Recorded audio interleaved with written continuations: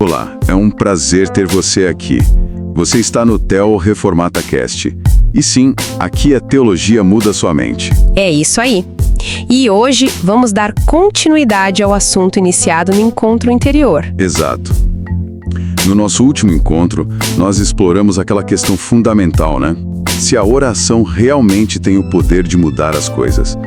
E a gente viu que, pelas Escrituras, a resposta é um sonoro sim. Isso aí. Hoje, então, a gente continua nossa análise do livro A Oração Muda as Coisas. E vamos focar mais em como colocar essa oração em prática, sabe? De um jeito significativo no dia a dia. E o livro traz um guia prático bem interessante, que é um acróstico. A-C-A-O. A-C-A-O? Legal. É. Cada letra representa um elemento essencial: adoração, confissão, ação de graças e oração. Essa última no sentido mais específico, de súplica, de petição mesmo. Funciona como um roteiro, né? Ajuda a organizar e talvez aprofundar esse nosso tempo com Deus. Gostei da ideia de ação. Porque assim, quebra um pouco aquela imagem de que orar é algo, sei lá, totalmente passivo, só contemplativo. Exato. A própria Bíblia mostra uma oração que é dinâmica, tem energia. Lembrei agora de Tiago 5,16. Muito pode, por sua eficácia, a súplica do justo. Isso sugere um esforço, uma certa intensidade, né? Sem dúvida. O livro até ressalta exemplos bíblicos de oração assim bem fervorosa. Pensa na agonia de Jesus no Getsêmani, Nossa, sim. suando gotas de sangue. Ou a luta de Jacó com o anjo, aquela persistência toda. E isso mostra fervor. É verdade. Só que o autor faz uma distinção que eu acho crucial entre fervor e mero entusiasmo. Essa distinção é importante mesmo, porque à primeira vista podem parecer a mesma coisa, né? Paixão, emoção intensa na oração. Onde que o livro traça essa linha? Então, o argumento do livro é que o fervor genuíno na oração, ele engaja tanto a mente quanto a emoção, mas de forma equilibrada, sabe? Direcionada a Deus. Entendi. Já o entusiasmo, como o livro descreve ali, tende a aparecer quando a razão meio que para de funcionar e as emoções tomam conta sem muito controle. Isso pode levar a uma experiência mais superficial, talvez até incoerente, que não necessariamente honra a Deus. Faz sentido. E o autor alerta contra a gente tentar fabricar isso, simular esse fervor. Tem algo de sagrado, de soberano nessa intensidade espiritual genuína que não dá pra forçar, né? Compreendido, então tá. Seguindo o ACO, o ponto de partida é a adoração. Isso. O que faz todo sentido, né? Espelha a oração do Pai Nosso, que começa com santificado seja o teu nome. Parece o jeito mais lógico, mais respeitoso de iniciar. Sem dúvida. Mas vamos ser sinceros, quantas vezes a gente atropela isso e já vai direto para a lista de pedidos? É muito comum, né? É uma tendência, assim. Mas o livro argumenta que pular a adoração é como tirar o coração da oração. Forte isso. É mais fácil sentir fervor na hora da súplica, quando a gente está desesperado, né? Mas o desafio que o livro coloca é cultivar esse mesmo fervor na adoração, no reconhecimento de quem Deus é. As grandes orações que a gente vê na Bíblia, elas transbordam dessa admiração por Deus. É interessante que, quando os discípulos pediram, Senhor, ensina-nos a orar, Jesus não falou simplesmente, leiam os Salmos. Pois é. Embora o livro reforça, claro, que os Salmos são um manancial riquíssimo de adoração inspirada, um modelo pra gente. Exatamente. E o livro explora um pouco por que, às vezes, essa adoração parece tão difícil para nós. Ele aponta duas barreiras principais. A primeira seria uma percebida: falta de vocabulário. Sim. A gente sente que as nossas palavras são pequenas, repetitivas, meio gastas para expressar a grandeza de Deus. Isso ressoa bastante comigo. Lembro daquele verso do hino do Charles Wesley, se eu tivesse 1000 línguas para cantar. Expressa bem essa frustração, né? De ter recurso limitado para um louvor que deveria ser ilimitado. Isso. O livro até menciona como essa busca por expressão leva alguns a procurarem outras formas, como o dom de línguas, por exemplo. Sim, mas o livro contrapõe isso mostrando que os salmos, por exemplo, muitas vezes usam uma linguagem simples, direta, mas carregada de poder. É verdade. E esse poder não viria de palavras complexas, mas de um coração e uma mente imersos na pessoa de Deus, sabe? Sob a inspiração do Espírito. A questão não é tanto o vocabulário em si, mas a fonte de onde ele brota. Entendi. Não é a palavra, é o coração por trás. E qual seria a segunda barreira que o livro identifica para a adoração? A ignorância sobre aquele a quem adoramos. O livro meio que pergunta: como a gente pode louvar profundamente um Deus que a gente conhece só superficialmente? Boa pergunta. A sugestão é que, conforme a gente enche a nossa mente com a palavra, com o conhecimento de Deus que é revelado na criação, nas escrituras, aí sim a adoração se torna mais autêntica, mais significativa. Conhecer melhor aquele a quem a gente louva enriquece o louvor, né? Faz todo sentido.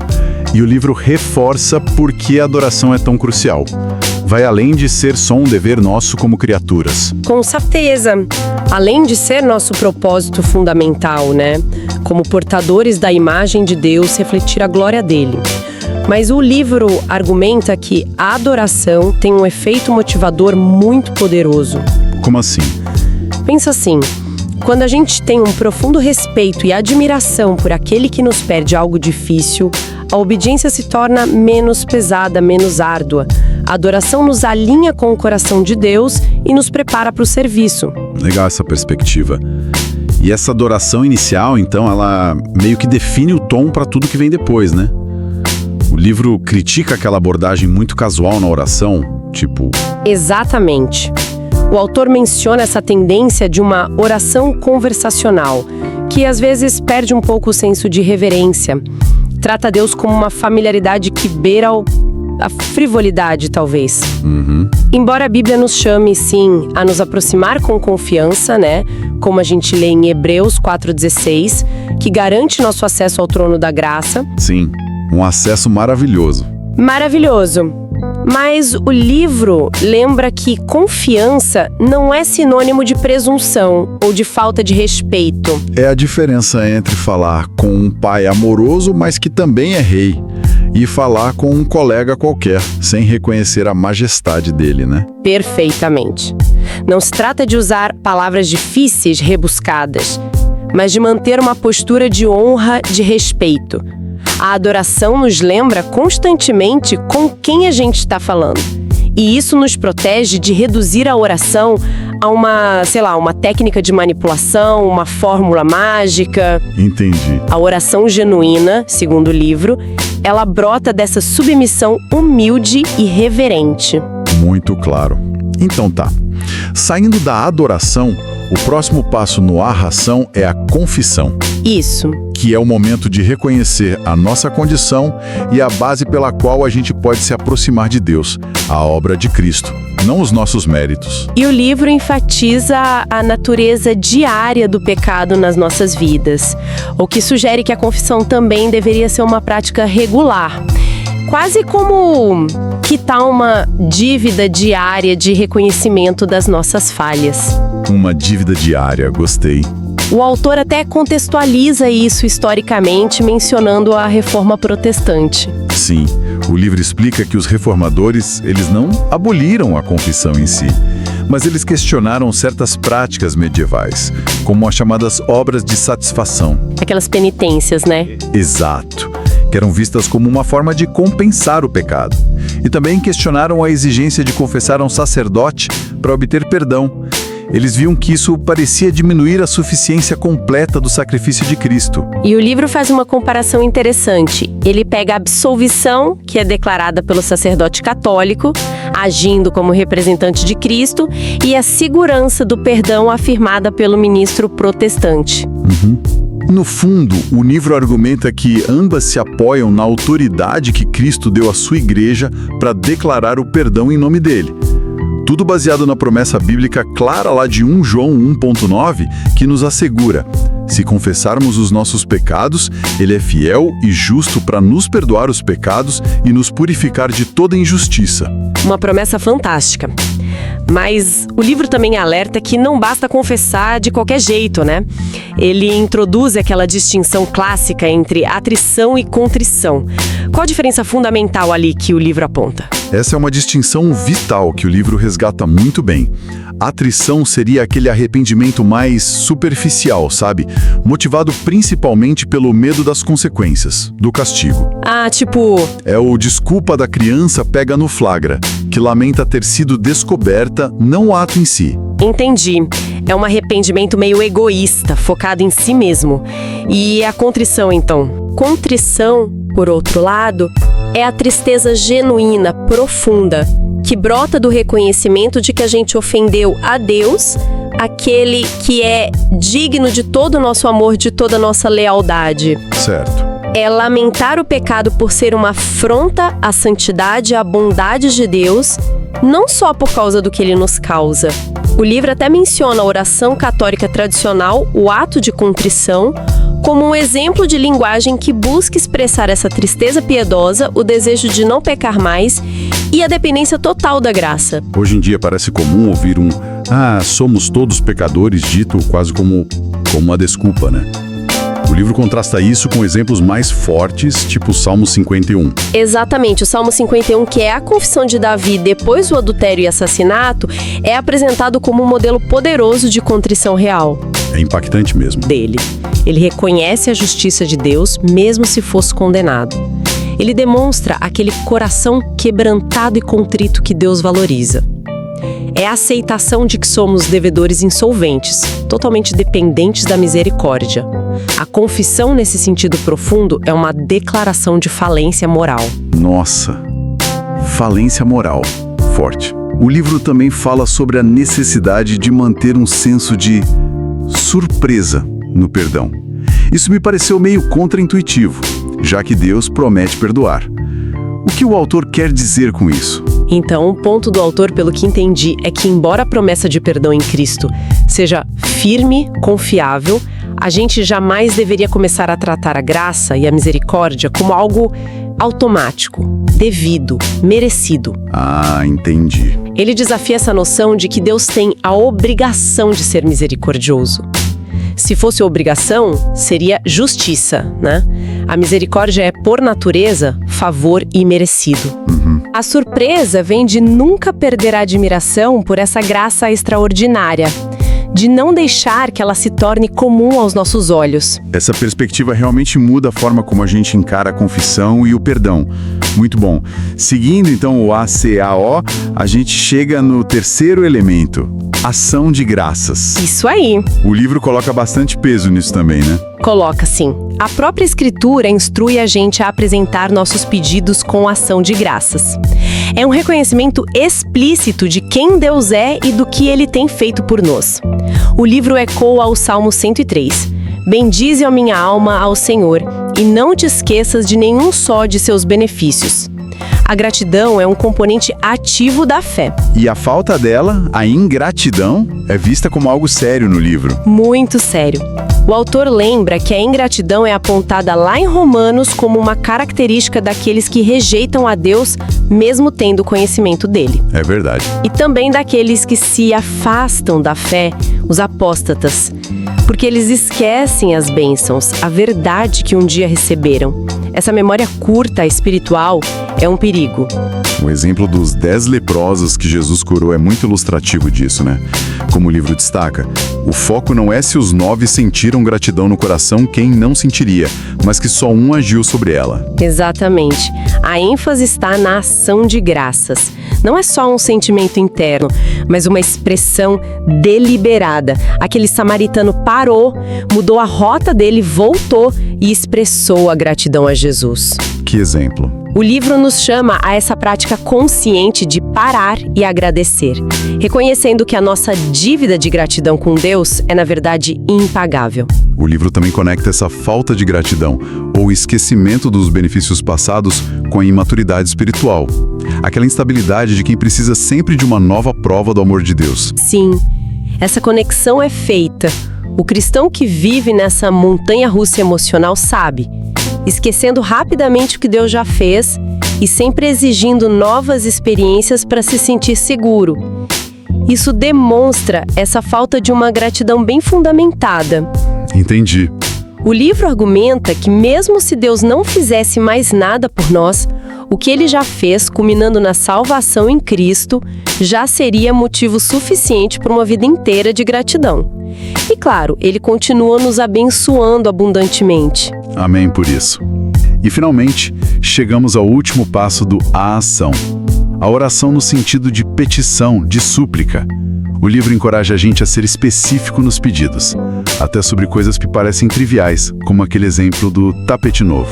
A perspectiva do livro é que sim, poxa, se Deus se importa com questões enormes de fome e justiça no mundo, por que Ele não se importaria com as necessidades e desejos que são genuinamente importantes para os seus filhos no dia a dia? Faz sentido, né?